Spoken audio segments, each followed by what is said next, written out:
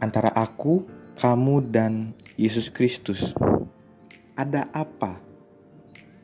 Bapak, Ibu, dan Saudara, mari sambil mendengarkan sapaan firman hari ini, kita membaca setiap percakapan Yesus dengan seorang perempuan Samaria di Yohanes pasal 4 ayat 9 sampai 26.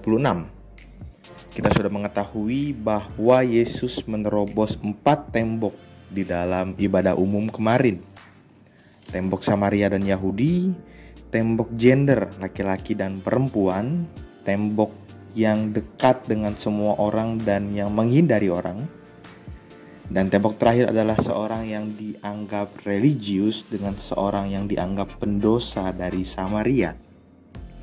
Dari ketelitian kita untuk melihat kembali percakapan Yesus dan perempuan Samaria, dari tembok-tembok yang kita ketahui diterobos oleh Yesus, ada keramahan yang justru ditampilkan oleh Yesus kepada perempuan Samaria.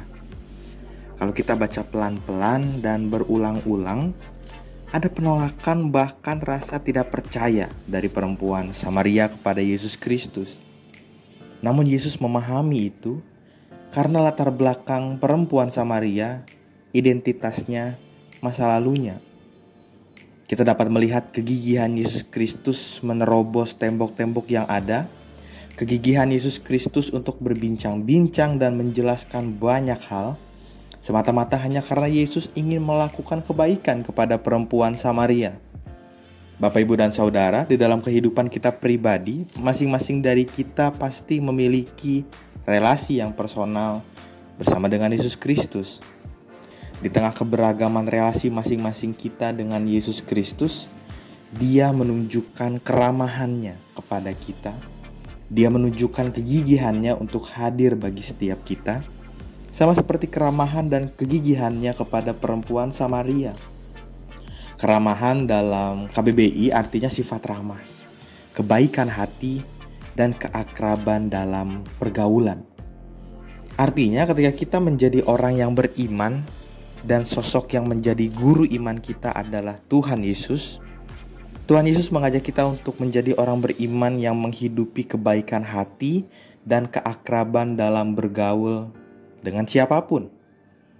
Antara aku, kamu, dan Yesus Kristus ada keramahan. Ketika Yesus Kristus memiliki kebaikan hati dan keakraban dengan masing-masing kita, apakah itu artinya ada kebaikan dan keakraban yang hadir di dalam diri kita untuk dinyatakan di dalam kehidupan kita sehari-hari? Antara aku, kamu, dan Yesus Kristus bukan berbicara soal menjadikan seseorang menjadi Kristen. Tetapi antara aku, kamu, dan Yesus Kristus adalah tentang bagaimana kita di dalam kehidupan kita sehari-hari menghadirkan kebaikan hati dan keakraban seperti yang sudah kita rasakan di dalam relasi personal kita bersama Yesus Kristus. Selamat menjadi teman yang baik hati dan akrab bagi sesama dengan semangat dan penuh kegigihan. Selamat beraktivitas. Tuhan Yesus memberkati kita semua. Amin.